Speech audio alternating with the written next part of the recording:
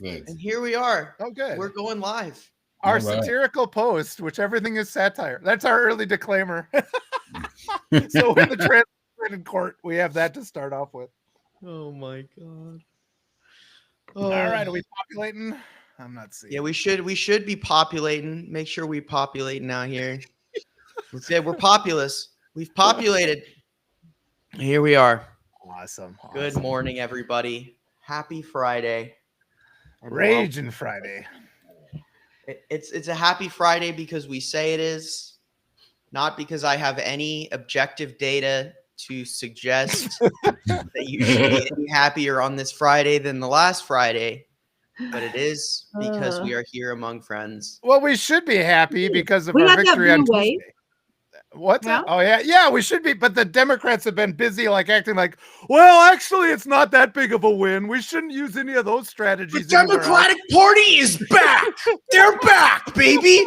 Okay, Hakeem, calm the fuck down. Oh, was he actually excited about it? Yeah. All I've heard is, those strategies, like running a campaign on affordability wouldn't work anywhere else. Like, what the fuck are you talking about? Why are you taking the wind out of our sails, you assholes?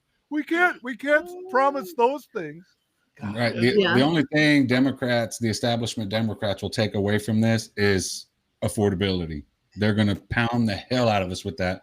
But that's it. I haven't seen anything that's going to resemble any kind of, economic populist type of movement, which is what this country's looking for. Yes. I agree. Economic populism wins in Texas. I don't know why people don't understand that. A good example. We were just recently talking, right, about how voter suppression in Texas is how bad it is. I live in a very red district just outside of all the blue districts in Houston. I mean, we're talking MAGA country, right? At the school board here in our area, which has been right wing and they've been all attacking, getting chapters of books, of history books taken out because they cover certain topics and stuff. Every one of the Republicans on the school board was ousted by progressives. Not centrist Democrats, not, mildly conservative. We're talking straight up progressives, and they ran on a nonpartisan message. Why? Because progressive ideas are universal. And it struck me, maybe we should start talking like that. Yes. In a more nonpartisan sense, because when you think about economic populism, bipartisan, good schools, safe communities, the basics, those are all bipartisan. And to be honest, that's how you win the Latino vote. Yep. Those three things I just mentioned are our top three issues in our community nonstop. Immigration doesn't even make the top 5. So I read your note. That was like such a good note. I think I restacked it where you were talking about the Latino vote. But yes, really quick, guys. Hello, everyone. Welcome to the Friday Rant. Good morning. I am joined by my lovely friends and our most spectacular special guest, the first guest on the Friday Rant, Melissa Corrigan. Me, Arturo, Walter, Melissa. We're here to tear it up. Be a little upset, rant a little bit. It's Friday. So welcome everybody. Yeah, I got confused and I think I thought it was Monday and I went off a little bit on Monday. I thought it was early. 1865. I was there for it. I was there for it. And so, I think Nick, he's done the same thing. He does a great job. Sometimes I'll get a little excited and he'll be like, well, Shane, what we're really trying to say is, I'm like, yeah, you're right, Nick. That's right. That's what I was trying to say. I called people a pussy, and Nick was like, how can I quickly, diplomatically handle this situation? And I was like, no, I said what I said, and then I said you're allowed to say that, Melissa. See, that's different. I'm not allowed to say that, but you are. So that one, there's that too. But Nick, it's great that Nick keeps us in line. I need to be kept in line. Between Nick and my wife and my kids and quite a few other people, they almost get it done. No, I'm actively working on curating a more at times, trying to be a little bit less angry, channel that anger into more directed, concise language.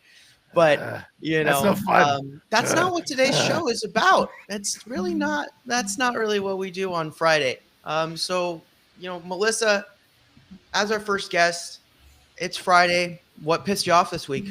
Rage. So I went to DC on Wednesday, and it was a gorgeous gorgeous autumnal day, and the leaves were all changing around the mall, and a few thousand people had come out to kickstart this sustained resistance movement. So it was a beautiful day, and the police were smiling, laughing, joking with us, like totally. I kind of got the sense that some of them were with us in spirit, like very, very great day. And then there came a little Charlie Kirk wannabe, and I've got some footage that I gotta put together and put some context to.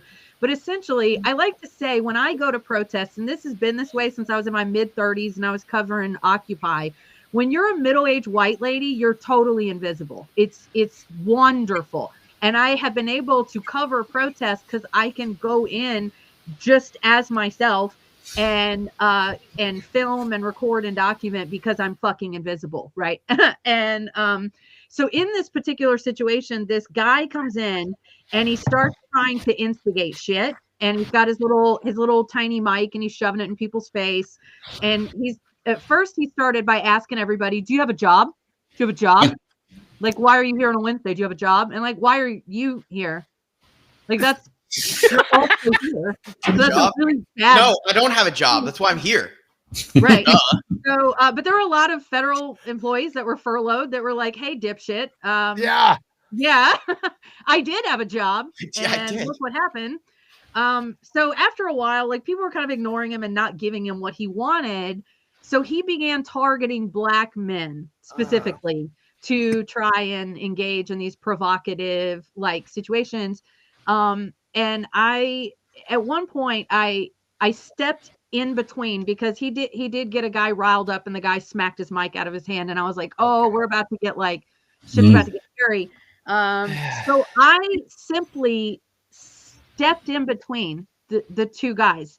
And when I tell people I'm invisible, I had my camera in little white boy's face. Good. And they were having a conversation over my head. Like I was literally in between them holding a camera and the guy's got his mic like around my head kind of. Wow.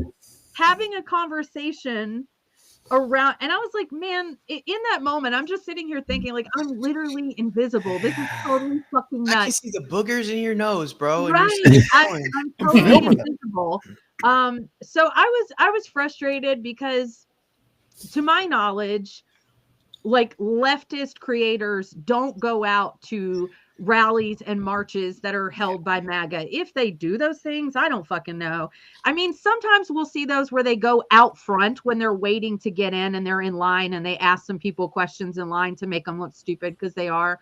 But like, we don't go on marches and try to engage with people who are actively marching and shove cameras in their face and ask them questions from 8th grade civics class. Like, who's doing that? Why are you pop quizzing people on an active march while we're moving? Like you're just, you look so fucking stupid. And the way he was targeting Black men to really try and get that narrative to get one of them to hit him, that was clearly, he was being very inflammatory and trying to get somebody to swing on him. So that just really pissed me off. But everybody there handled it very well. The police handled it very well. He kept saying, I thought it's a free country. What happened to free speech? And the police are like, yeah, okay, go away. I don't know what to tell you. Like you have to leave. You are provoking a situation, and they had to he kept on and kept on and kept on through the day. And this bugs me so fucking bad about these guys that will come out to a rally and a protest that isn't for them. Because again, to my knowledge, leftist creators don't do that. I've never seen that. I don't know. And I'm curious kind of like what you guys' take is on this too. But I feel like guys like that, they're cut from the same cloth. That cloth is Ben Shapiro. That cloth is Charlie Kirk. Like all these guys, they all come from a certain place. They watch these people.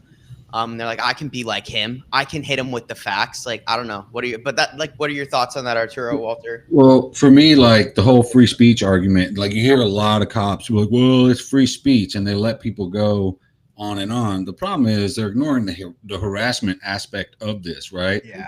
You know, speech can quickly become harassment and then assault. You know what I'm saying? As soon as you threaten somebody, something like that, that's assault. You know, when you hit them, it's battery.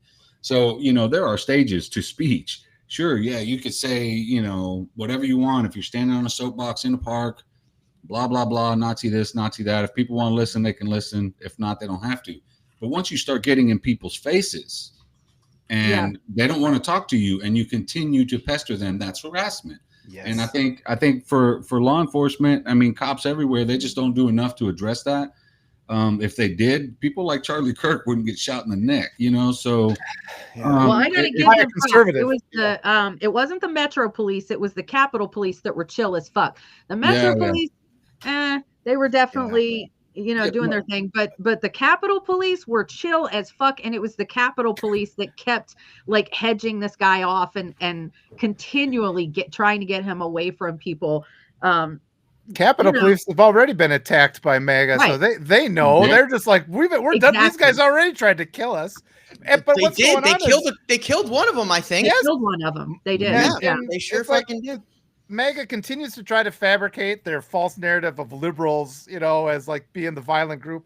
Right. And it's actually remarkable when you look at this, like all these demonstrations have been so peaceful, and they always show up. At the demonstration I was at the other day, this guy in his MAGA hat was walking back and forth through the crowd with a smirk on his face, and he just wants to start something so he can go online and lie about it. And it's to the point where they're like staging their own obviously fake videos. It's like, I'm just an innocent MAGA support. Look at me get attacked. And these guys that are like terrible actors, they're beating them up. It's like, well, this is fake. This is as fake as it could be.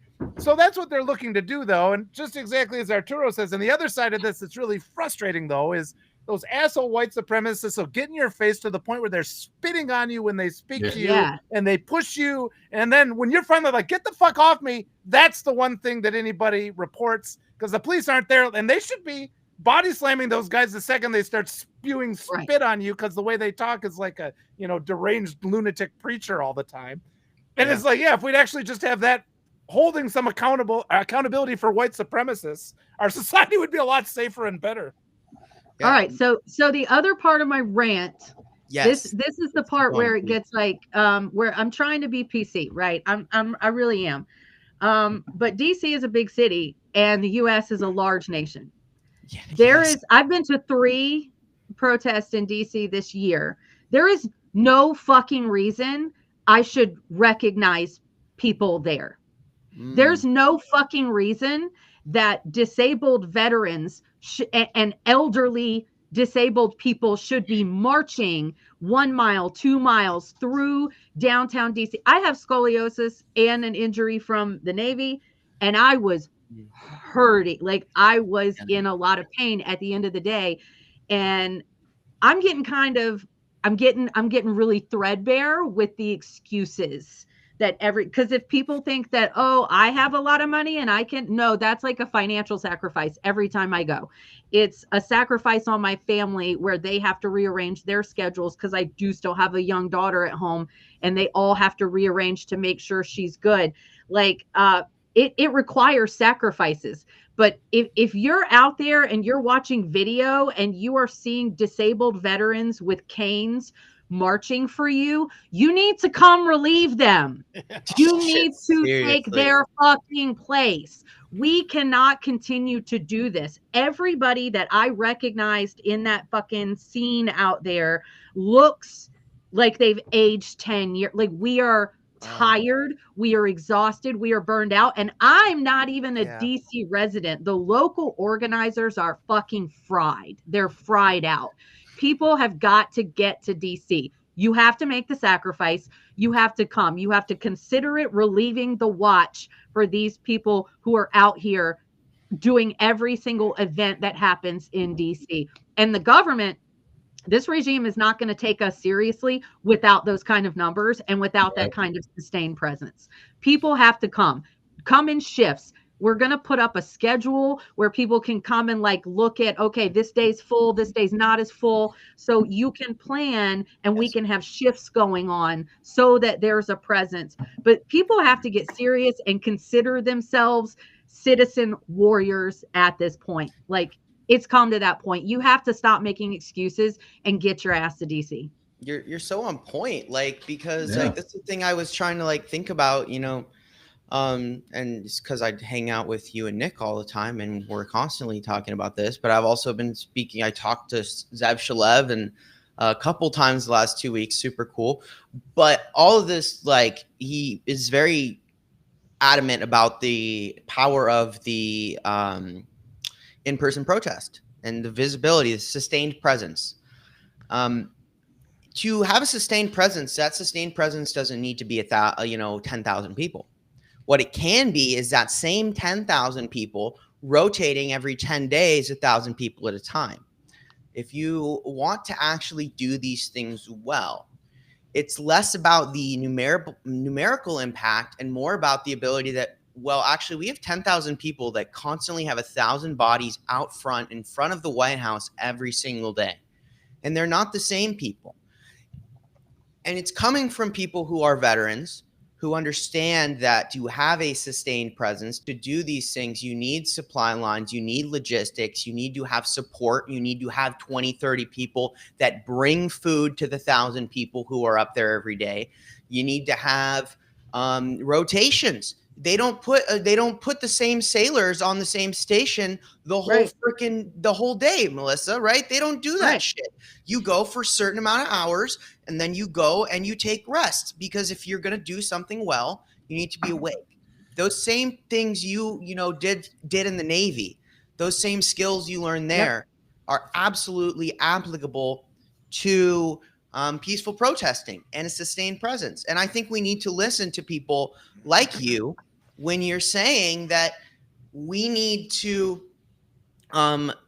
do this better. Like, gusto is great, intent is great, but they shouldn't be looking haggard. They shouldn't be looking worn out. Yeah. They shouldn't be feeling like if they don't go tomorrow that no one will be there the day after. Right.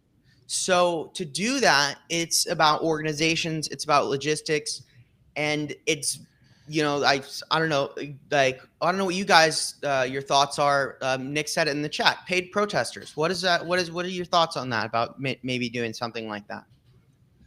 I think I came from an evangelical church background. If I had a dime for every time some little white girl asked me for money to go on a mission trip so she could pose with some black kids in Africa or Haiti or some shit, why is it okay for them to drum up money for their self-serving narcissistic little mission trips, but we can't raise money to go protest our government?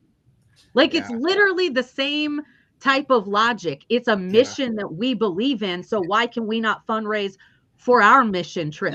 And our mission is petitioning our government.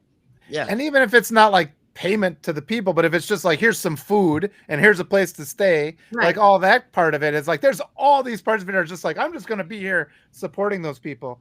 But I found in the demonstrations I've gone to, there's always more people. And so when I show up, the first thing I do, because a lot of them are kind of uncertain. I remember walking up and I heard this guy and he was just saying, well, this is the first time I've ever done anything like this. So I saw him, I'm like, welcome, patriots, welcome. And, just like be really inviting. And because I'm more introvert or extroverted than most of the people there. And there was a guy even holding a sign that says introvert protesting because this is important. So I'm like, way to go, man. I know this is tough for you. And it's just that kind of atmosphere. And it's just like Portland has been showing the way with all the costumes. And we had the costumes and stuff. And it has to be this big party. But there are just a lot of ways to get people more and more encouraged. Yeah, I mean, it'd be nice if a couple of these, there's supposed to be all these benevolent billionaires out there. They should be setting up food trucks for us then. It's just like George Soros drop on, we're fucked. Once they got George Soros, we're all screwed. No one else will bankroll us. How else are we going to inject $2 trillion worth of money into the economy by protesting, by being paid by George Soros? I love when they're like, he paid them $500 to go. I'm like, how many people went out? That man owes me so much money. Go ahead. Sorry, what's that? He owes me so much money. Like, I know where to send the invoice, bro. Yeah. I always ask MAGA where I'm supposed to go collect my check because I haven't got one. So, but the Portland protests I thought were cool because, and the costumes and stuff, because like in Latin America, when there are protests, it's a party. More times than not, people are having fun. And the purpose of that is to show the state, look, we're not here to be violent or whatever. So then when the state brings violence, you see who's doing it. And that's the same thing that happens here. You know, when cops show up to a protest, that's when it gets violent. You know, aside from that, you know, we anytime I've ever been to a protest, it's been fun. You know, you enjoy it, you try to have a good time. You're there to, you know, make a presence, and that's the goal, you know. So yeah, I loved it. I love seeing Portland getting rowdy like that. I love seeing like the No Kings, everybody getting rowdy and having fun and all the singing and dancing. I know a lot of people on the right, it's funny because they warned us, they warned the whole country, oh, the No Kings are going to be violent. And then when it wasn't and it's over, they go to the internet and make fun of everybody at the No Kings protest because they're dancing and having a good time. And it's like, dude, y'all pick a narrative. Yeah, no, but all those levels of narratives. I was just thinking maybe we should say, like, the next time they ask you if you're getting paid to be here, be like, yeah, Laura Loomer paid me because she's not happy. We start. Well, there's actually value in setting the conservatives against each other because conservatives eat each other. They're always attacking each other. That's where the violence is. We don't talk enough about conservative on conservative violence because, again, they always distract the narrative. But they're the only group that's violent. They're the only ones out there, and they get mad at each other and attack. So if we can feed into that, make them angry at each other and turn on each other a little faster, that works too. Yeah, you know, the current war over Nick Fuentes between people at Heritage and GOP and all that stuff, man, it's hilarious. It's hilarious because you got people from the Heritage Foundation resigning because somebody at the top of the Heritage Foundation stood up for Nick Fuentes. Then you got Ted Cruz and a whole bunch of other Republican senators roasting Tucker Carlson for hosting Nick Fuentes. And I'm like, look at y'all fighting each other over who's more anti-Semitic than the other one. It's like, rats jumping off a sinking ship is what it is. They all smell the blood in the water. And they want to leave somebody else to die. So that's the way it goes when their ideology is about oppressing and exploiting. Arturo, let's keep it going. All right, what pissed you off this week? Lay it out for us. Man, where to start? That's the hardest part of the question. Yeah, you know, I'll say this, like the most recent thing has been this narrative about ICE. Like this is all new under Trump and blah, blah. And we've talked about this before. And I feel like I'm beating a dead horse. But the more people say it, the more I feel like I have to push back. Keep beating that shit, dude. I'll get you a new hat if it wears out. It'll come back to life if you keep beating it. There was two court cases, right, that worked against Trump this week. One judge is basically the Broadview detention centers under federal court supervision now, right? Because of the inhumane conditions, the lack of food, lack of clean water, lack of sanitary stuff, all that. And then the other court case, which was yesterday, really, really handcuffed ICE in Chicago with the use of tear gases and all that stuff and the aggressive tactics. And okay, so great. They're putting handcuffs on ICE. They're restricting what ICE can do, whatever. The last thing anybody needs to do is treat this as some sort of a solution, because what ICE does, they do, and they've done for 20 years now, 22 years. And these court cases are temporary, man. It's not going to change anything. So unless you reform Homeland Security, which I believe, in my opinion, is not possible, I think you need to just get rid of the whole thing and every agency underneath it. And you know, Coast Guard and stuff should be independent, right, from Homeland Security. Homeland Security needs to go. It's a violent organization. It's designed to surveil us. Nobody is safe from Homeland Security. No one. Whether you stay in the country, leave the country, doesn't matter. They have everything they need to know about you. So, yeah, the thing that pisses me off is people thinking that what ICE is doing now is something new or unique to Donald Trump. And it isn't, because, you know, under Joe Biden, because ICE is a rogue agency, right? So you can't blame Biden for this, but ICE has all the information out of 75% of this country's driver's licenses. 1 out of 3 driver's license photos is in their AI database already. Yeah. They have the records of 118 million people's utility bills. Right? So why? You can't tell me that, dude. What? Right? None of this is new. The surveillance state has been growing ever since the Patriot Act and the Homeland Security Act. And we have to stop pretending that this is just Trump.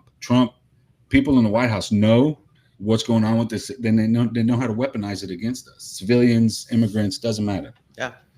So that's my thing. I mean, spot on. Absolutely. Walter. Yeah. Let it rip. I'm just sitting here being angry for a second. Okay. Oh, okay. No, but I want to say, I think Arturo, another one of your notes, man. You're just like the prophet of Substack. Arturo is. I see his shit. I'm just like, because one of the things he said was Mamdani won despite the fucking Democrats. You guys just switched spots on me. I turned away and it freaked me out. He's like, you won, and it's just like. It's like right now, Tuesday, we had this massive win. The Democrats should be like, fuck yeah, we're winning. And then Wednesday, the Democrats are like, well, yeah, let's not get too ahead of ourselves. We shouldn't be celebrating too much. And I discovered fucking Chuck Schumer is the Mike Johnson of the fucking liberals. It's the same fucking thing. And that's the little tell about Mike Johnson. Whenever he's about to lie, this is what he's like, well, and that's like facts. Conscious. We need to stick to the facts. We have an established procedure for swearing in somebody, And I just wanted somebody needs to go and say, like, Mike Johnson, you are a servant of the devil. You have to repent. You have to leave the devil behind, sir. You Get this guy a milk crate. Evil, sir. The Bible says we must protect the meek, and you are protecting the oppressor, sir. Why? Repent. So that's the kind of thing that woman actually did, though. She came up and shot him down. He was given one of his, hey, I don't mind pedophiles so much. But it's just the Democrats right now. It's like Mamdani just gave you the whole strategy. Here it is. This is what works. And they're just sucking the wind out of our sails right now. The fucking Democratic Party, they're sucking. It's like the only thing they can do is, we're not going to do that. We're not going to make promises like actually representing people. And we're not going to suggest the government could actually work for the people.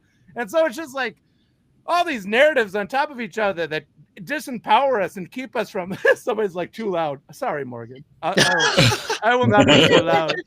Calm down, Walter. But it's like I'm trying for them to hear. I'm trying to get through these skulls. I'm trying to rage. From now on, we're talking only like a Southern minister, but actually speaking the words of God. Speak the words of God. Dude, there's a guy in Longview who stands on the corner on a soapbox and does this with his Bible still to this day, like it's the 1950s, and you sound just like that guy. Wow. It's effective, though. It breaks their brain. You start in with that. It's easy to talk when you start talking like that. You can't help but keep going. So it's start a GoFundMe, and we'll get Walter flown out to DC, and we will get him like a nice box. I'll build it for you, and like I'll Jesus. overnight it. Guys, I just got information that November 22nd, there's going to be a big rally in DC, and Dropkick Murphys is playing. No way. I'm going. No way. Oh, I'm about to buy my train ticket right now. And all these bands should go put him in concerts in Washington, and that would bring everybody. Go get yes. Just like the Beatles did all those years ago. I don't know if you guys. I feel like all of you have seen Hamilton. Like you have to have seen Hamilton. Yeah. Okay. Yeah. You know that part where you have Samuel Seabury standing on a box. He's not the rabble who screams. We'll just get fucking Walter out there. Oh hell no! Fascists who scream. You have to repent, sir. Not your. Throw in the word "sir" at the end. Fuck them. We'll get you out there, man. You are protecting pedophiles, sir. I condemn you, sir, to the pedophilic hell that you belong. Look into your heart, sir. You have become an agent of criminality and sin. Like, I saw this woman in DC. She's just walking around the Capitol building on the sidewalk with a bullhorn by herself, just yelling at the Capitol. Why do you like pedophiles? And why where's do her you not like GoFundMe American page?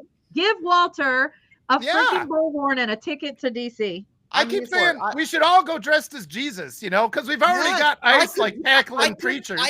I could use the Jesus hair I'm growing. I could use it.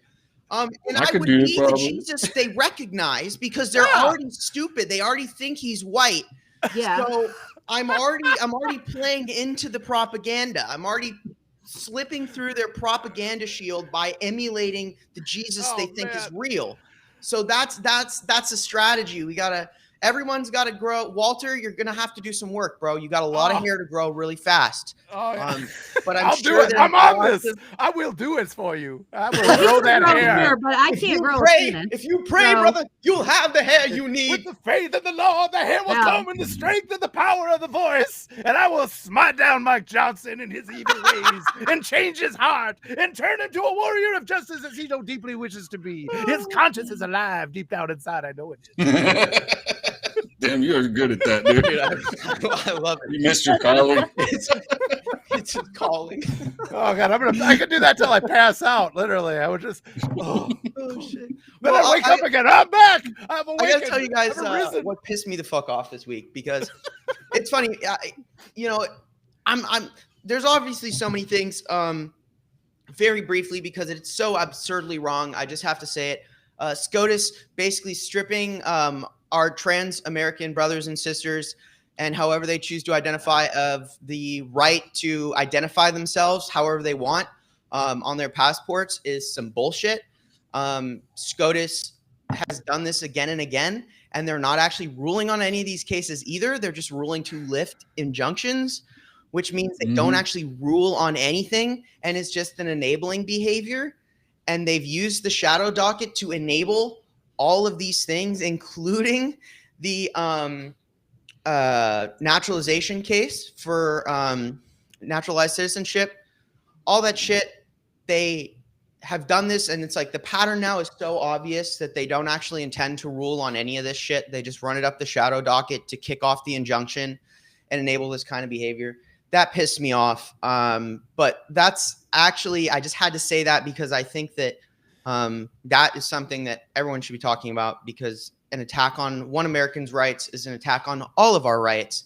If they can tell someone who they are, if they can regulate what's acceptable to be, that's only the first step in saying, you know what, actually, the next step is, well, if your name can't be, if you have a Latino last name, it needs to be registered differently. Because now that we have the green light to fuck with your passport and mandate certain things, it's a very slippery slope. And of course, they start with marginalized groups like the trans community, where a lot of people aren't going to worry about it.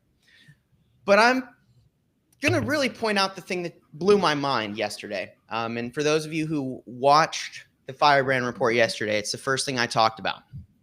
So Reuters got their hands on internal documents inside of Meta.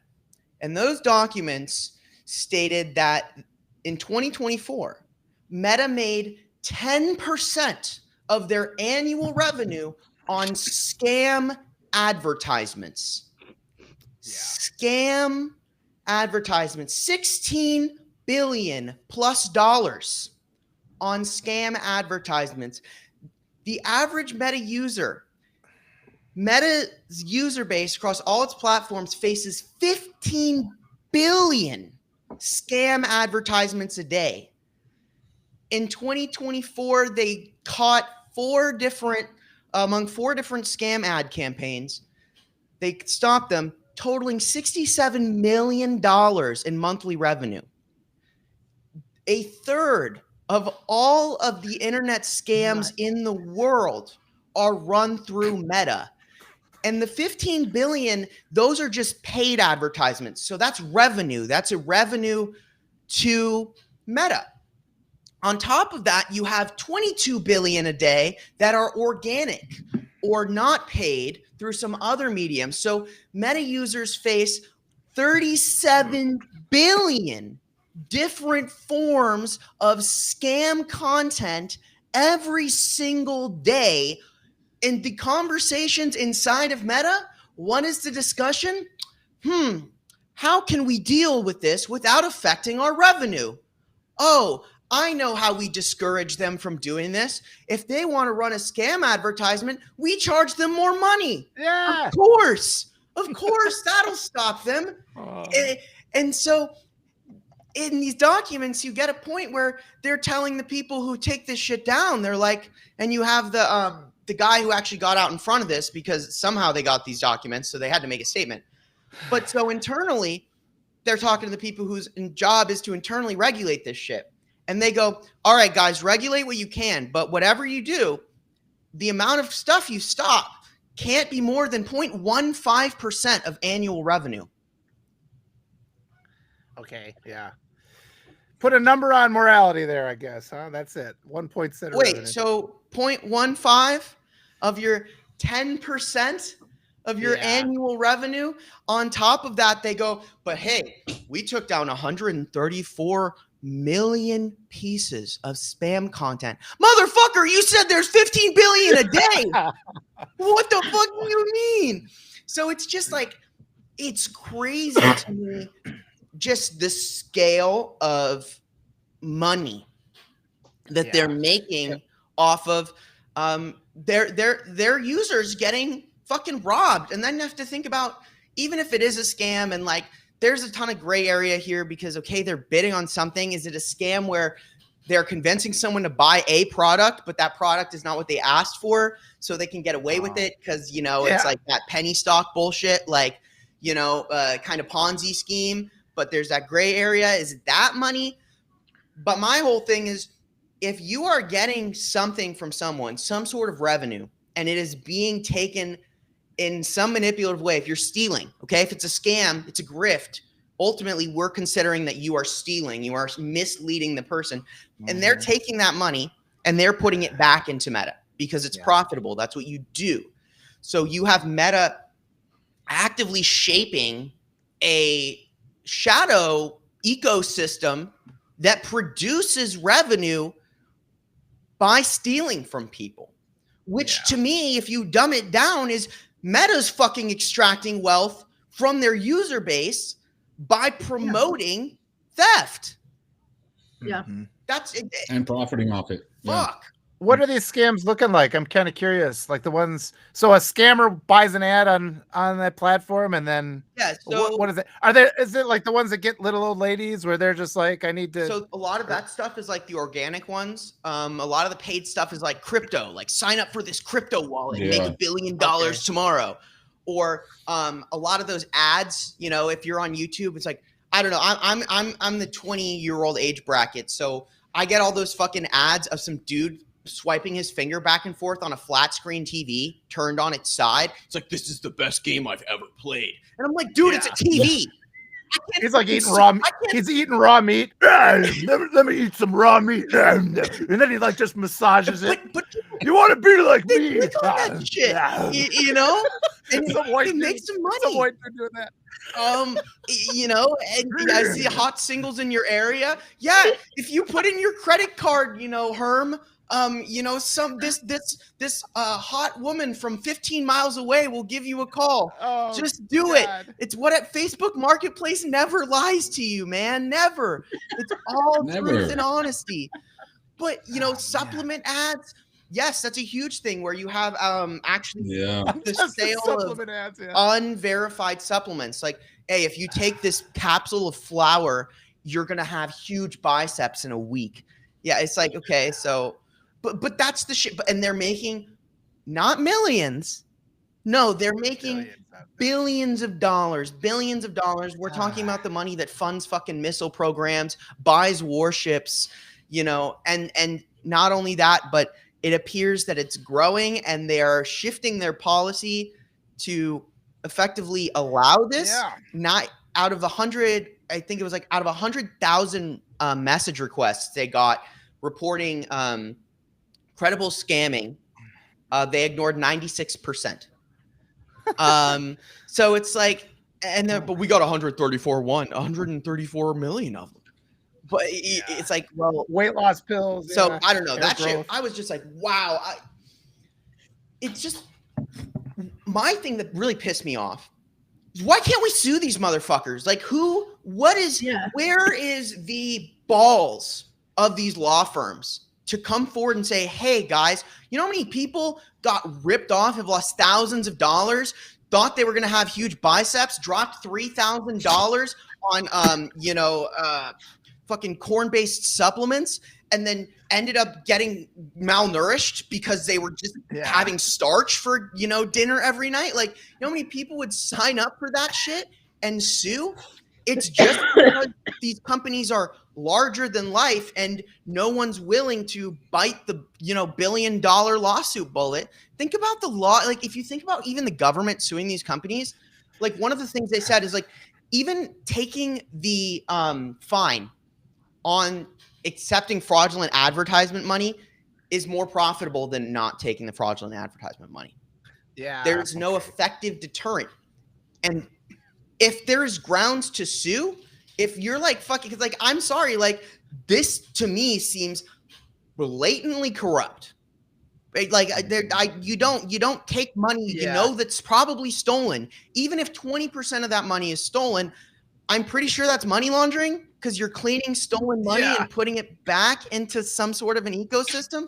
I don't know. What are you guys' thoughts on that shit? It blew my mind. It's been going on for ages with these corporations because they've gotten to such a point because they have their banks of corporate lawyers. So a random person can't just go up against them in court. Like, they'll never win. And then when we do have some sort of class action lawsuit, like I just got my email from AT&T where they're like, hey, you know what? We kind of gave everybody every bit of your personal information. So here's a $47 gift card. Like, the fuck? So my information is worth $47 on a Visa gift card. That's what we get out of it. So there's got to be some leveling of the playing field judiciously in terms of legal terms, because this has been like amplifying over the last 20 years. It's just the gap has gotten so insane where normal people cannot in any realistic way sue a corporation and get any meaningful resolution from it, like, at all. It's such a joke. You get these emails about the class action lawsuit. Like, in the past few years, I've gotten $19 from like Verizon, 47 from AT&T. Like, it's a joke. You don't really get, any type of actual financial justice. So there has to be, and that would be from the powers that be, the entity, and this regime is corporate America. So it ain't gonna be now. Yeah, I'm in Houston, right? It's Refinery Central around here, and it's the same thing. It's cheaper for them to just be dirty and pollute everything and pay the fine than it is for them to do it right. Yeah. And as long as the government maintains that stance, a $50,000 fine for millions of dollars worth of water pollution, they're going to pollute the water every time. Yep. Rather than spend millions of dollars to try to not pollute the water. So the fines have to represent the crime. You know what I'm saying? Yeah. So if whatever the cost is to clean up the water, when you contaminate it, it should be that times 2 or 3, because there's no reason why ExxonMobil pays a $50,000 fine and the city of Houston stuck with a $2 million cleanup bill or $10 million cleanup bill. And that's the case here in Texas. I mean, we're one of the least regulated states out there. So, they don't use their flares to burn off toxic chemicals coming out of the stacks and stuff. That's a $5,000 a day fine. It costs them tens of thousands to send a dude up there to put in a new light bulb. So they just let it go for a few days or whatever, pollute the hell out of everybody, and they just let it slide because the fine is cheaper than actually fixing it. It's crazy. Same thing with Facebook. It's the same concept. Like, the fine for letting these people run scams is going to be much smaller than the profit they're bringing in. And the messaging is where we kind of come into it, because all of this is the war on consumer protections, which is basically everything MAGA runs on, and so you even just start talking about, they're like, wow, you bleeding heart liberals, you want to get in the way of any kind of advancement in the country. And then they like connect it to patriotism. And it's like, no, buddy, I just want your grandma not to be scammed out of her life savings, so she ends out on the street. But again, it's the case where the establishment Democrats just fucking surrender this. They don't even fight against these things. Well, that's what the people say that they want, so we have to do what the people say. It's like, we have to control the narrative because the whole United States has been brainwashed by propaganda, and we just allow it to go. There's never any other side to it. We're even offering these things. So these stories, like you're mentioning, all these specific examples of where, like, just allow this lawlessness to continue. I wrote a story the other day where I was just complaining about billionaires, and right away I was getting all these conservative arguments. Wow, here's another guy who's just jealous of the success of others. And they're just like, they just spit it all out, because they've all been brainwashed to respond that way. But that's that cultural control that we have to kind of break through at some point and have people recognize these guys don't have your best interests in mind. You're not going to end up like that. That's like the sale about the joke about trickle down economics is that 99% of you aren't going to get it. Yeah, exactly. I mean, and I think in terms of absurdity, I have this. You might have seen me pull it up, but let's just watch this because I think this is. Bro, you're done already? Crazy. Yeah, bro. How? I hired Motion to Probably hire seen AI this. employees. For this historic step forward to expand. God. Oh no! See if it'll work. Don't do this to me. How dare you? And then do so. Here we go. Hear me. Great. Thank you, Chris. It's truly an honor to be here today for this historic step forward to expand access to a class of medications that can fundamentally change the arc of chronic disease in our country. Of course, these are the incretin or GLP-1 agonists that we've been speaking about. For nearly 150 years, my company, Eli Lilly, has been investing in America. We've been advancing science and creating high-value jobs. But today, we... Oh, are you okay? Gordon, you okay?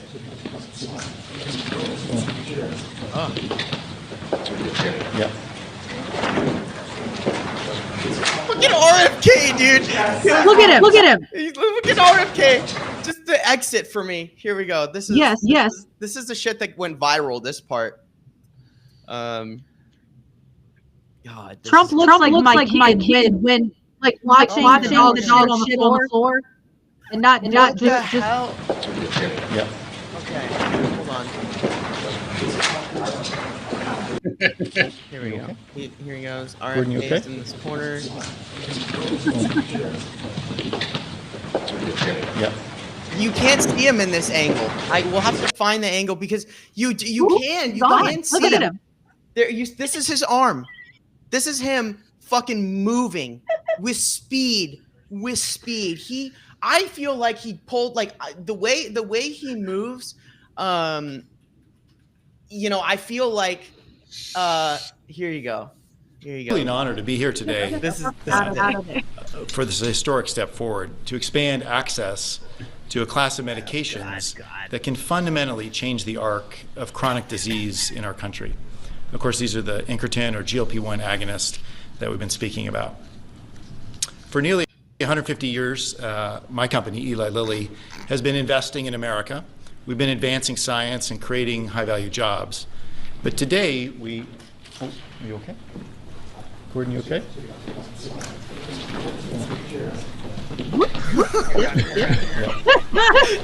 What the fuck? What did he do?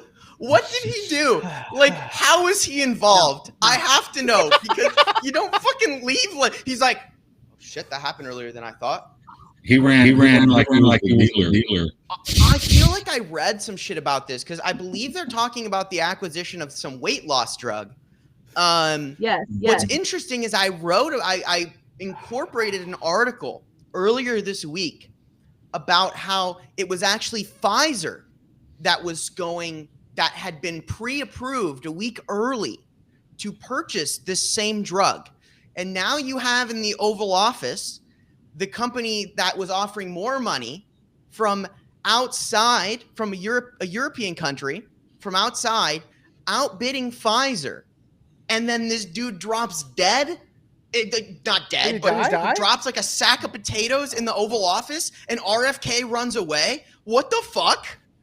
Why? Yeah. What the hell are you pulling a freaking KGB and sticking him with an umbrella outside in the White House lawn? Like, what is it? What's up, RFK? Like, this is guilty behavior here.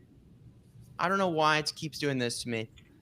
I just want to see the exit, but if it's gonna keep doing that to me, okay, here you go. Well, you guys you get the idea. If it works, it works. No. But I don't know. That shit to me was weird. That was weird as fuck. Here he goes. Oh, Yeah, that's a furtive look. Furtive look. gone. It's fucking weird. He ran like that. He ran like that dude was gonna say, "Well, he gave me some ketamine before the thing." He put it in my Coke. Yeah. Who was in that shit? Someone in the chat, my internet's getting throttled by the deep state. Maybe I'm exposing RFK's plot to fucking kill the executives of the other company that's trying to buy this weight loss drug. Who fucking knows? I just want to say that I immediately looked dude up. I can't remember what his name is off the top of my head, but he's worth like $600 million, the CEO of Eli Lilly. Yeah. You know, Mm-hmm. I kind of had that Mangione effect going on. I'm like, you know. The guy who collapsed was? I don't know who that was. Yeah. Yeah, dude probably has way better healthcare than anybody. Oh yeah. But how do they not have like a medical staff like outside the door at all times to like rush in? Like it should have taken them 15 seconds to get into that room. I guess, but they must have like, maybe they're not going to take the president's personal guard. No, not those guys. I might need those guys. But get some other guys from down the street to go help out. The president, like our president, just standing there like a toddler. And not attempting any, you know, and I told my kids, I was like, I bet like he talks to the guy later and it's like, hey, how you doing? You doing all right? Hey, listen, that's not a good look. It's not a good look. So I don't know if you're gonna come back to the White House. That wasn't. Are you good? Right? You're okay. Okay. Yeah, all right. It's not a good look. Get him up. He's good. They're all good. Yeah, can we get some Diet Coke in here with some extra caffeine? Where's the Coke button? He needs Coke. He's like sitting there. He's like pouring Coke on the guy. Here you go. Resuscitate, friend. Resuscitate. Here, take that gold plaque off the wall. It's cold. Put it on his forehead. Where's that gold disc from Tim Cook? I heard it has healing properties. Dr. Oz is all leaning over him, like, bring him some of my supplements. He's a doctor. He doesn't know what to do. He's a fucking doctor. I've never seen this before. Yeah. What do you do in a case like this? I mean, don't give him Tylenol. That's all I'd say. I mean, to the guy's credit, you know, like we don't know what happened to him. And someone in the chat was like, hey, Shane, you're being a bit of a butt. He just fainted. That's fair. If he did just faint, he did look very unwell. When you're watching that video from that other angle, he was gray. Clearly unwell. Like he should not be there anywhere anyway. Like they put him in that room.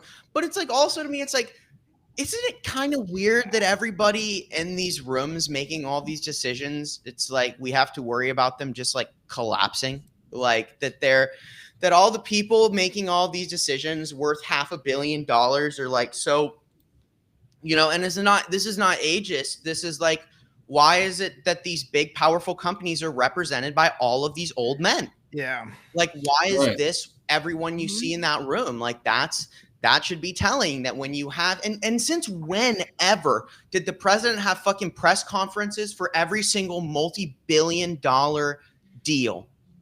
Now this is like common occurrence, right? It's like normalized. But what this really means is that the White House is deeply involved in these business deals, in the acquisition of a drug, like, you know, and I don't know why RFK ran away. Okay. He pulled a Mike Johnson and he dipped the fuck out of there when, you know, someone, but it is weird.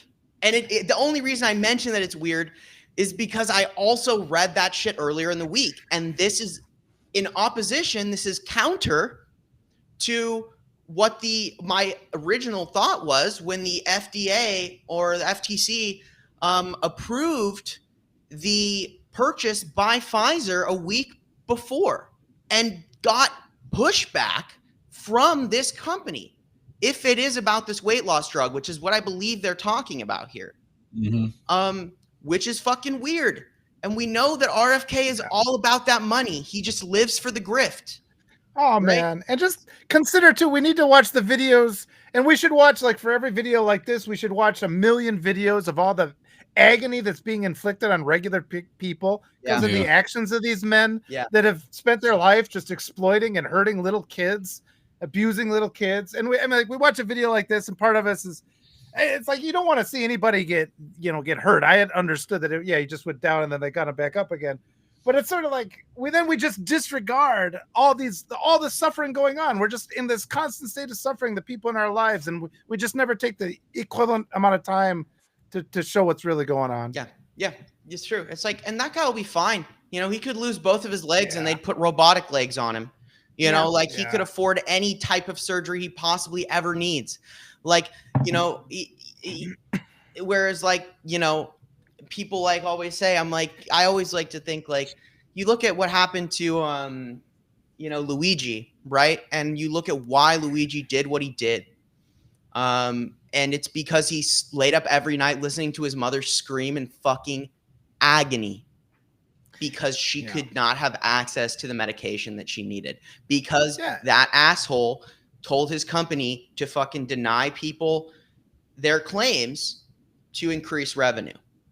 So, we just don't have any, when people do things, and I'm not defending the actions of Luigi. I'm not saying what he did was the right thing to do, but I cannot tell you how I would act if I spent my life listening to my mother screaming in agony every single fucking night because some asshole in a suit said, fuck you, we need to make an extra 20K off your mom a year to hit the shareholder goals. That is not somewhere that I am even going to put myself to judge Luigi because I don't fucking have any idea what that would be like. And imagining it, the more I put myself in those shoes, the more I see, I can see a person going where he went. Right. Yeah. Somebody does that to your mom. You're going after who's responsible. Somebody did that to my kids, to my, you know what I'm saying? Like you're gonna, that's the natural reaction, Yeah. And just the lack of humanity of the people in that room where he just like one of their own collapsed. They don't even don't give a crap. And that's like one of their buddies. Think of what they think about people they don't even know. And we know what they think because the people in the United States are dying in agony and they're up to enormous stress. Think of all the families out there that aren't getting their food that they need. They can't feed their kids right now. They don't have health care. And it kind of, the narrative of the media always shifts it back to the trials and tribulations of these rich assholes that got us under their thumb. And we never once talk about all the innocent people that have to suffer. There's little kids just suffering all over the place. And it brings us back to the whole Epstein thing, the Epstein files, just the horrors going on. Because there's a lot of people in this whole network that control us. All the powerful people in our society. There's so many bankers. There's just so many prominent people that participated in the brutal rape of little kids. Mm-hmm. And it's like, it's like at some point the reality has got to descend. The American people shouldn't be made to suffer like this. They just shouldn't. Yeah. A lot of people in the White House seem to enjoy making people suffer. Yeah. Oh, fuck. They laugh at what they're doing to immigrants. They laugh at what they're doing to Palestinians. They laughed all throughout George Bush's holy war in the Middle East, it's this Christian nationalist bullshit, that's been part of our government forever, clean cut Klansmen, bunch of Melissa, you looked like you had a thought earlier. Was that Melissa? You looked like you had a thought earlier. I just, I love how sometimes people that are like our regular watchers that are on like a lot of our lives, they have such big hearts. They do. And I don't give a fuck about that dude. I don't give a fuck about Gordon Finley. I don't give a fuck. Yeah. He can take his millionaire fucking ass. Like, I don't care. He's gonna go get top class medical care. He's gonna be fine. Like, I don't fucking care. You don't get to the level he is being a ethical person. Like, that's been proven in our society that you don't reach that type of echelon of the role that he held in that company being a decent person. You step on people to get there. Well, I don't fucking care. So what's interesting though is my dad did point this out in the chat. So ironically, to your point, honestly, he's standing in that room, which means he's fucking somebody has money. But apparently he was on the drug that they were talking about selling. So he was a patient receiving care of the drug that they are talking about selling. Yeah. And he drops. Is that confirmed or is that? I don't think they've confirmed it, but that's going around. Yeah. So even if that is the case, well, yeah. And they're trying to use the power of the government to force that on us, you know. It's sort of like, but it's not like some orphanage is not going to have its funding now because this guy got sick. It's not like there's anybody in the world who was the beneficiary of his good works. Right. Because those fuckers don't engage in any good work. Just to put it in perspective, I had to stand there in front of a school board of 9 school board members and describe my trans son's brutal assault and sexual assault in the bathroom of one of their public schools and look at all their faces do this. Yeah. Yeah. So I don't give a fuck. Like my empathetic meter with people is just about fucking gone. I care about who I care about. I care about marginalized people. I don't give a fuck about rich people. I really don't. Like I don't give a fuck because they have the money to give a fuck for themselves. They have the money to have a quality life and to pay for people to fucking care about them. We don't. Yeah. So it's gone. I'm with you. Like I took my kids out of public school because my trans kid and my gay kid were both being threatened at school, in elementary school. And I'm like, the school wasn't going to do anything about it. They didn't care. Instead, they kept coming down on my kids. And I'm like, you know what? We're getting the fuck out. We're done. Yeah. And I homeschooled my kids after that because I couldn't put my kids in that risk. Yeah.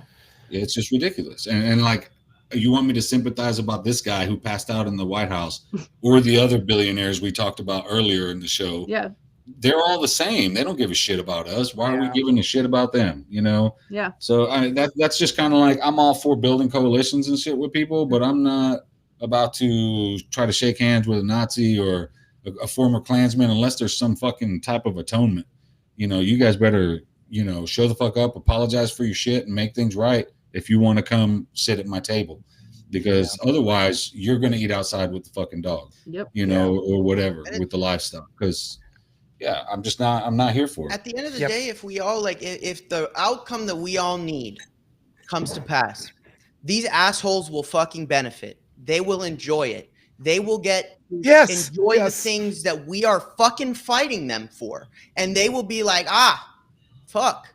Maybe I was wrong. Will they admit it? Fuck no. Will they sit there and take it when they are not fucking hungry, when they have health care, when they have access to food and shelter? Will they enjoy those things? Yes, they will. Okay? Does it mean that they only took it after it was forced upon them? They will not take accountability for the fact that they were wrong. Later. I don't believe that. I think that a lot of people have shut up. I think that a lot of people have realized like I was fucking wrong and I'm going to sit here and see how this plays out. And I think there is some people who have started to come out and say, you know what, actually I'm against this. And I will give you credit for speaking out. But Adam Kissinger puts up a post the other day saying something along the lines of all these people buying that Marjorie Taylor Greene is changed. Just stop. Who the fuck are you? Who the fuck are you, bud? Who the fuck is he to say that? Who the fuck are you, bud? Who do you think you are? I literally commented. I'm like, Adam, I really don't think you're in a position to be making that claim. Get off your high horse. I'm going to give her the same opportunity everyone gave you, because you're no fuck. Just because Midas Touch made a documentary about your sorry ass doesn't mean you're like some fucking redeemed person. Like, you still spent the vast majority of your career making every single wrong decision. You said it yourself. You voted with him on 93% of the issues. So what? Marjorie Taylor Greene at this point, you know what? She stood up not against, early Trump when he was just, counter Republican values. She stood up to him when he was in for women. She's saying she's going to read names on the floor. She's saying that she's standing up on Epstein. I would argue that I don't give a fuck what her motives are. I don't care. The enemy of my enemy is my friend. Okay? And I don't care what her motives are. I don't care if she wants to be governor. She's not going to be governor. Look at what just happened in all these states. But if she wants to stand up and represent these women with the Epstein files, she gets every fucking chance to do that. And you don't get to be on some high horse, Adam, because you were there first. You know, dude, get off your fucking pony, get your ass on the ground and walk with everyone else, because you don't get to be something more than a person who came to the right side of reality and is walking the right direction. You are not a general. You are not an admiral. You are not a leader. You do not get to sit on a horse with your saber and direct the flow of traffic. That is not your job. Your job is to fall in line, shut up, and say the right things. And maybe someday you've atoned for all the shit that you did. Yeah. Isn't it? It's funny too how quick they are, like the establishment Democrats. Oh, this guy's on our side now. This guy's on our side. But then you got a guy like Mamdani who they just refuse to let in, right? Yeah. And there's all these other groups. It's sort of like instantly you pivot, you love, and it's like the establishment Democrats are angry that MAGA doesn't love them more. That's kind of the way I feel about this. Like Schumer is mad. Like, why didn't you guys love me? I do everything that you need. You know, I enable all of your platform. And then he like punishes the progressives because he's mad because he's not getting enough love. There's just some weird dynamics going on out there that we, and they push it all to the side because the media is not honest either. We never get to talk about it. Yeah, like the way liberals fell over for Dick Cheney. I mean, he died, and everybody's like, well, at least he spoke up against Trump. I'm like, that's the bare minimum. Like, did y'all see Mamdani and his wife when they were informed? They were literally about to vote. They're standing at the table. They're handing over their IDs, like about to fucking vote. And somebody got their camera out and said, hey, Dick Cheney just died. And Mamdani's like, oh, when did that happen? And he said this morning. And Mamdani's wife pulls this. Well, she just moved on. Well, good. Okay. How do you expect? So he's never going to be held accountable, is what that tells me. Anybody from the Middle East to give a shit about Dick Cheney? You know what I mean? Get out of here. Most of us don't. You know, and it's like contrast that to how they treated, when Carter dies, and you get all this nasty stuff from the right. Then all of a sudden that just goes out the window. They never that just doesn't exist. This is constant alternate reality we live in where they have amnesia for all their hostile, hateful behavior that's incessant. And then somebody dies and we're just like, we're not. I was like, oh, I'm sorry that he died. And that's not enough. You know, we can't even just say something like that. They come at us. Yeah. So at some point it'd be nice to have a little bit of we sanity. didn't cry for Charlie Kirk, so we're assholes, you know? Like, right. My fucking tears, I had 0 tears for that guy. You know, it's like I'll be the first to admit, like, it's like, you know, and I was like, why was that my reaction? But someone's like, someone shot Charlie Kirk. I was like, fucking good, you know, like, because like, it's just my original reaction is I'm not endorsing the violence. Okay. I'm just simply saying like, God, you know, I didn't know he was dead, but I was like, maybe he'll shut up, you know, like, and it's like, that's fucked up, Shane. But like, you know what, Melissa, you said like, fuck him. He's super rich. He walks around peddling hate. He pushes hate for trans people. He kills people with that rhetoric. He is responsible for the radicalized people that he radicalized. He did that. Because these people who recite that ideology, that has to come from somewhere. Now, none of us, every single one of us in this group condemned the act of political violence. We condemned that you don't go out and you don't fucking shoot somebody. Yeah. And, you know, at the end of the day, I think the more and more I look at it, and I've stopped looking at it super closely because unfortunately it's so hard to keep everything in your sights, but it is something that needs to be revisited with more evidence because I think that there's so many fucking weird things going on there. Yeah, and all of this footage is doctored.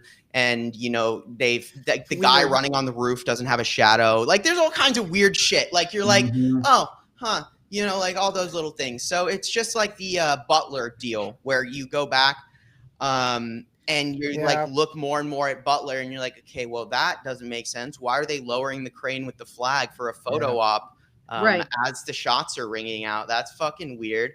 I feel like I was the only person talking about Dick Cheney shot a guy in the face. Yeah. Like, did nobody was talking about that the day he died. I'm like, you guys don't remember. Yeah, he definitely did that. He shot somebody in the face. If he was a black man, that's all we'd be talking about the day he died. Hey, y'all remember the day if Obama accidentally shot somebody in the face while hunting? That would be his legacy. All right. That's it. He proved us all right. oh, Yeah. black people are criminals. Like, fuck you. You know? Yeah. Like this shit. Yeah. Who was it? Mouthy Renegade Writer made a post and they're like, and that's how I found out he died. It was like everyone waved down to Dick Cheney. I was like, that's fucking good. Yep. May That's the a good one. portals of hell open. And I don't even believe in hell. Yeah, but it's classic abusers where they establish a narrative before the facts are known. I mean, that's like in any abusive relationship, something happens, they're like, well, this is the way we're going to look at it. And then there's this, well, actually, what about, and then like instantly, and the media is so complicit now because they're calling us like blue anon. And it's like, it's not a conspiracy theory until it's been disproven. Yeah. You know, until you've actually done an investigation, and they just shove these narratives down our throat. You can't even talk about the various shootings that go on, and it's always conservative on conservative violence. Yeah. That's not even something that the media mentions. We lost Arturo. No, He'll be back. I have to believe that he'll be back. he will. He's coming. The return of Arturo. Let's treat it like the second coming of Arturo when he comes back. Prophet has returned. Praise the Lord. Y'all, he just got raptured. Fuck. No, It was today. the only We didn't one worthy. know. I That didn't means get the we're all memo. assholes. Dude, how am I still sitting here if he got raptured? Like, that's crazy. Well, because Or we're no, the is assholes. the and rapture when they Arturo is take the only you worthy away? one. Is that how that works? Is that my? Yeah, you float away. Because like Yeah. I'm atheist as fuck. That's like my shortcoming there. So I don't know shit. Yeah. But yeah, so yeah, he got zipped away. So we'll dissolve here in a couple minutes. So if you guys want to enjoy the rapture with the rest of us, we'll be down We're here. there, Arturo. Those of you else who are worthy. Dick Cheney's saving me a seat, I guess. So Oh man, I bet he's not. That asshole wouldn't do that. Yeah. He's taking up 2 seats so you don't get one. That's what he'd be doing. wasn't he the guy who like pushed the whole .com thing? Like he enabled through a lot of his policy the whole .com bubble and all that shit. I think I was reading about like how he was like one of the big facilitators of that whole movement in terms of government regulation and all that stuff. But I don't know. I want to go back to this whole Marjorie Taylor Greene thing because in the chat they're talking about it a lot. And you know, I think that at the end of the day, okay, like everyone who knows me knows I dislike Gavin Newsom. Well, Gavin Newsom did something very interesting recently. He's going to the climate summit in Brazil by himself because he represents the 4th largest economy in the world and his presence does matter. And if America's not going to go, that doesn't mean he shouldn't go. And you know what? I got to hand it to him. I don't like him at back. all. Praise the Lord. He has returned. Our Savior has come. He has Thank you, risen. Lord. Now, Mike, There he is. The beard really puts it together. Yeah. You know? it's beautiful. Like, Where's I your had to sword? do You it. should wear the I had to crown. do it. Sorry. no, please, anytime. I'd love to see another Flo brother. We My exist. son has returned. But you know, he's doing the right thing, right? He's going to talk about the climate. He's going to, regardless of what he's done, like he is selfish, but he sees the financial value in his state being the fucking bastion of green and sustainable energy. Like he sees the writing on the wall. I don't like him. I think he's a bad person, but what he's doing is, by my standards, the right thing. And it is even to my degree, my hope, because he is a preservationist. If he goes to the summit and sees how fucked shit is from all these real scientists, he might actually consider making real change because he might be an asshole, but he's not an idiot. And he's younger than Trump. He does see a future for himself. And whatever that future may be, it's not one where his freaking coastal state is underwater. You know, those kind of things. I credit Gavin Newsom a lot because I am a climate advocate. I think it's the single most important issue humanity is facing above all of the other things because it's existential. And if we don't figure this shit out, we don't get to figure our shit out between each other. And if that's why, you know, so props to him for that, especially as America turns on climate regulation and just being, you know, fundamentally in support of the reduction of emissions. We know this because they need all the natural gas. They need to use natural gas to power their data centers. So they can't endorse lowering emissions because they need quick, fast energy. And the only infrastructure that exists right now that can meet that need is the existing natural gas infrastructure. So that's what they're buying. You can look and see that they're buying all of these natural gas facilities and all of these things. That's where they're purchasing their money, these old decommissioned, centers that belong to all these oil and gas companies. That's where that money is going. But the whole point I'm making here is I tend to rant with, is that Newsom is doing something that, while I don't like him, is the right thing to do. Yeah. And it's not just words. That's an action. That's a concrete action that I am seeing him do. He is leaving America. He's leaving California to go put himself on the world stage. That's a big fucking deal too. Like, for a governor to go and basically represent his country, which is California, okay? Because like, when you look at California, it's a state, but it's not just a state. Like, we are massive. We are massive. We are incredibly influential. Our economy is huge. Like, we outstrip multiple nations, okay? So he's an extremely influential person, and he is capable of making deals with other countries that will influence and impact the global economy in a big way.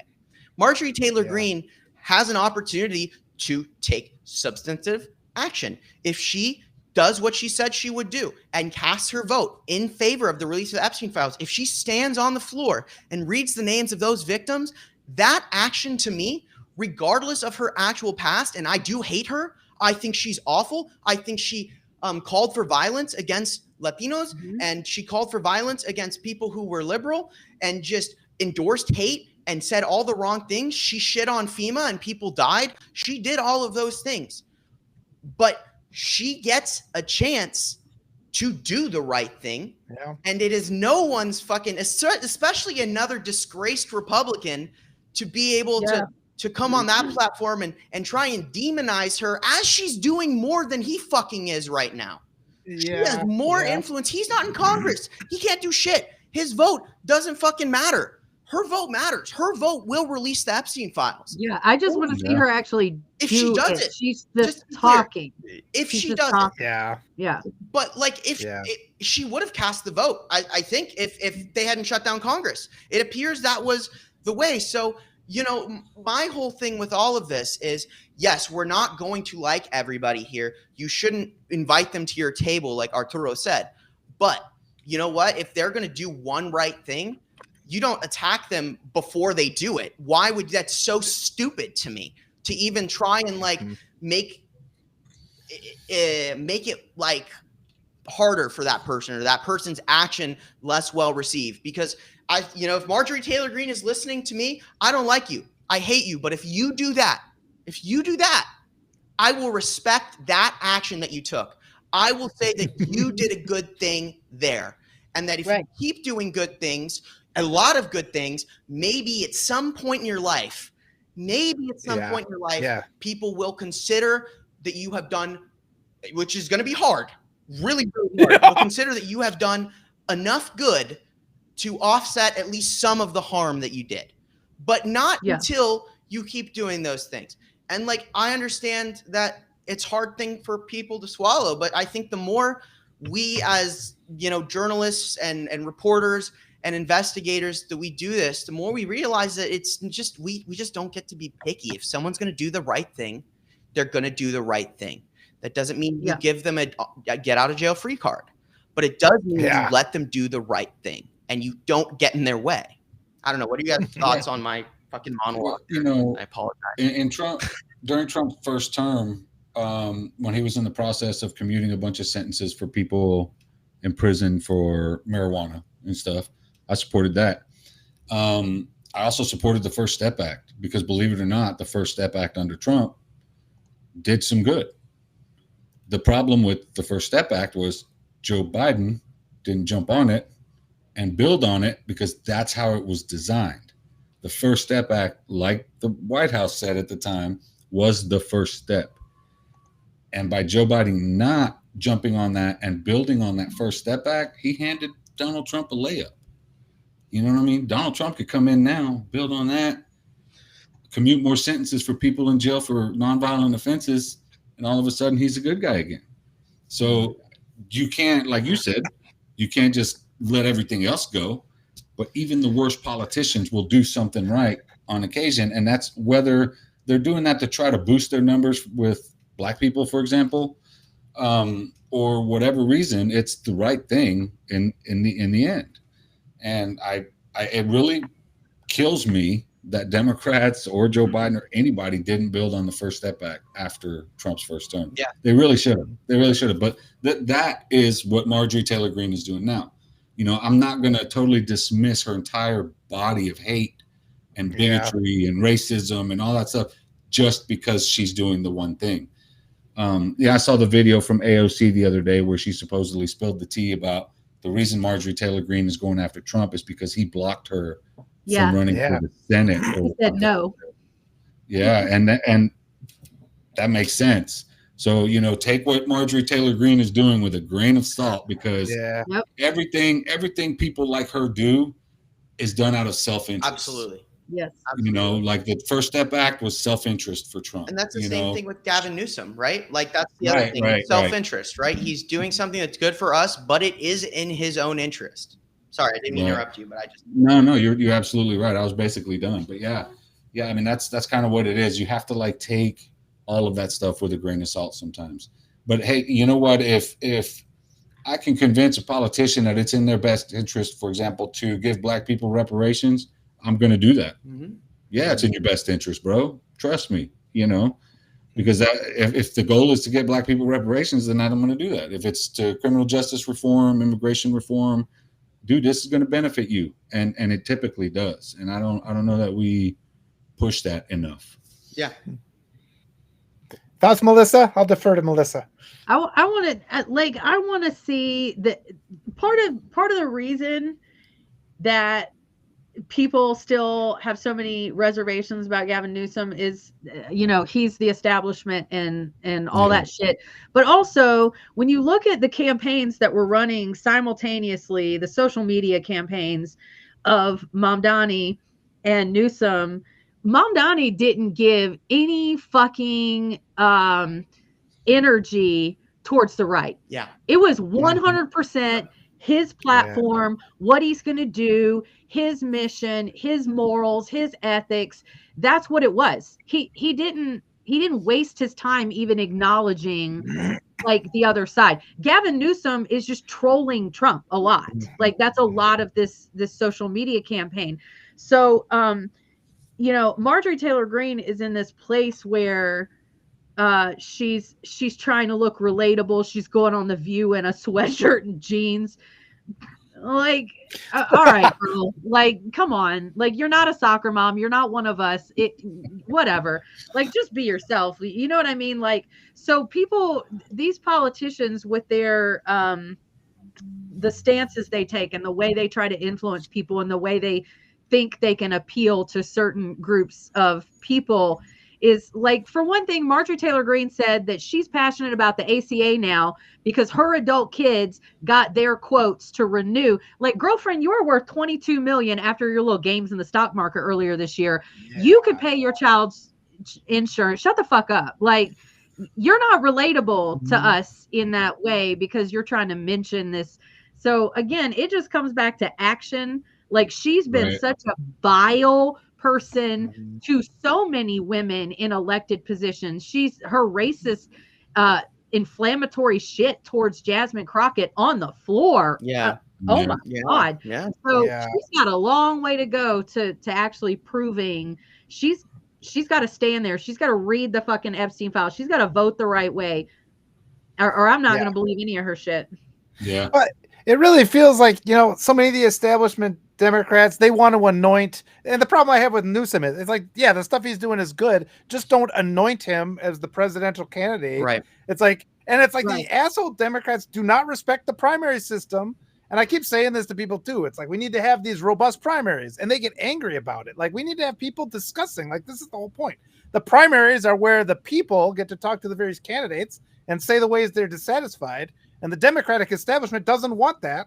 And it's all because we've got this political system where they want to seize onto their power. Just like Melissa said, they want to make it where it's like, well, we just respond to them and they respond to us and we respond to them.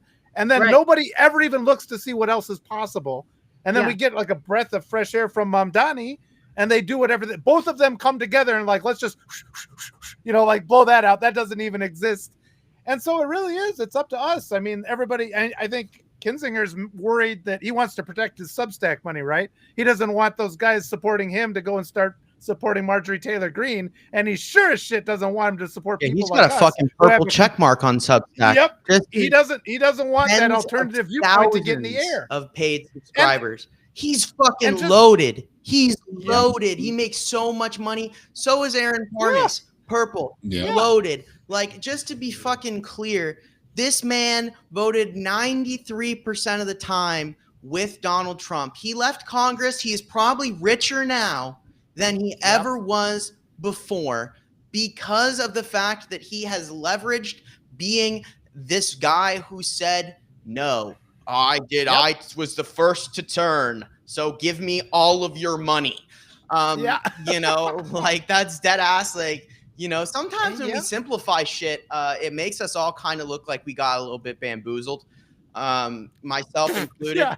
But like, I loved Adam Kinzinger too for a while. I was like, fuck yeah, I love this dude. Like, thank you, man. But then you are like, read about him and you're like, dude, this guy sucks. Like, he sucks. And he could be using that money. He could be setting up food trucks in Washington, D.C. with his Substack money, right? Yes. He could be supporting us. Yes. He could be bringing us on to talk to him so that more voices get to be heard. I guarantee you, he is riding the wave. He is making money. I guarantee you, everyone with a purple check mark right now is riding the AI wave, and they are investing and they are doubling and quadrupling their money. And that's a fact. And I'd say this shit and people get mad at me. They say they get mad at me. They're Shane, why are you attacking? I'm attacking them because they have so much money and they're not doing anything with it. Like, I cannot tell you, if I had a purple check mark, you would see literally, I would hire food trucks to work and give food for free. I would take local businesses. I would pay them to be at places to feed people for sustained protests. I would pay protesters. I would set up that system that Melissa is talking about, where you're able to rotate in people for a sustained presence, because all things require capital. That's the problem in America. People who want to take real action are willing to spend the money, not accumulate the money. I would retain a team of lawyers so that when I read shit and I'm like, that's fucked, someone needs to sue them, boom, I'm sending the lawyers out. There are things that can be done with the money. I don't believe for a second, if you have a purple check mark and you cannot present to me what you're doing with your income to further support resistance, then you don't deserve that check mark. Because the second I'm making enough that I can save, like, I'll be safe and my family will be safe and we'll have good income to take care of ourselves and our dogs, you better believe I'm going to take that money and I'm going to turn it into action. Tangible action. Every single person here would do the same thing. I believe that all the way down to the core of my heart. That's the difference. And yet, you know, I now am fucking certain at this point that my content is being entirely suppressed within Substack. All of my growth is driven by this community because I can see my metrics. I get 1 to 2 actual Substack exposures on my posts. So actually organically, my content that surfaces is 100% driven by the Firebrand community, by people who interact. I get 0 interaction through Substack. That's like, all of us, we're driven by community. There are entities that actively work to suppress our viewpoint. And that's the whole reason why we're talking, because we're like, oh, your kids should have access to a good education. Your kids should have access to healthcare. Nobody's talking about that. I mean, and Kinzinger's not. Is he out there saying, let's have universal health care? No. He's not.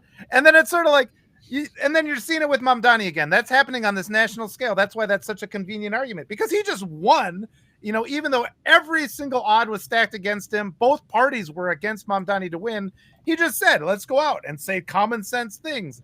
And then you get instantly the left is saying, well, you can't win in red counties with this message. It's like, you assholes don't try to win in red counties anyway. Yeah. You don't even run candidates in red counties. The left, the only thing they do is they look at their blue wall, you know, their swing states. They don't give a shit about all these other places in the United States where people can't even vote, you know, where vote suppression is so extreme that we can never win. And we have all these blue voices in red states and they just don't even care.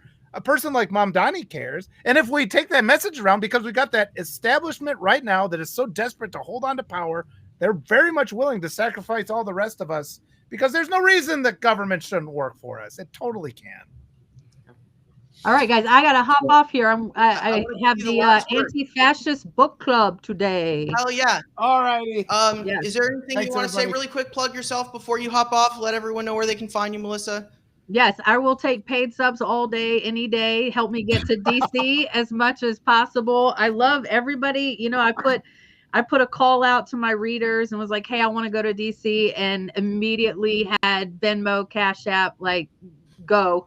So it's awesome. My readers are awesome. You guys are awesome. Thanks so much for including me. This is very cathartic to rant. You're welcome. You're welcome back. Welcome back. Let us know when you want to come back. For sure. Go ahead, Arturo. All right, guys. Thank you so much. We'll see you later, Melissa. Thanks for joining us. All right. Bye-bye. Thank you. I mean, I think, you know, I think I'm done. I think it's time. Yeah. But yeah, I'm getting hungry. I'm getting a little dizzy just now. So too much rage. Too much rage. You gotta. I expelled the rage. I took the rage from my heart and I took it out of my body and I put it into a ball and threw it at Mike Johnson, and Mike Johnson caught it and ate it like he's been eating the sins of these fascists that he worked for. And as protector of pedophiles, look into your heart, Mike Johnson. Reject the evil that lies there. Become a good man, the man you want to be. Stop being this sniveling little pathetic weakling. A required sermon from Walter to open and close every single rant from now on. You have to prepare. It needs to be at least 6 to 8 sentences. Comes from the heart. You got to deliver it with that passion that it comes straight from God. I don't know what I just said. I'd have to go look it up. It's just God talking. You know, I just am a conduit. I got to pull up the transcript to read my own sermons. I do often. I'm like, damn, I'm a good fucking writer. I read my transcripts. Make sure all of you go and subscribe to Walter and Arturo. They do great work. I love doing this show. This is what, our 5th episode now of doing this. Something like that. So it's been only 52 more to go before the midterms, right? Shit, I know. But support all of us. Go be free subscribers. Go be paid subscribers. You know, you guys are awesome. You guys are awesome. Thanks for the comments. We love having you every Friday. We love the rant, and if you guys got any closing words for everybody, or no, I think we pretty much covered it all, man. Just follow all of us, subscribe to all of us, become paid subscribers, and help us keep getting the word out there. Absolutely. Yeah. Thank you, everybody. All right, my friends. I will see you guys later. Hey, Arturo and me, we got a Firebrands United coming up next week. It's gonna be pretty cool. So look forward to that as well. But we'll see you guys next week. Everybody take care, burn bright, resist, and we'll see y'all later.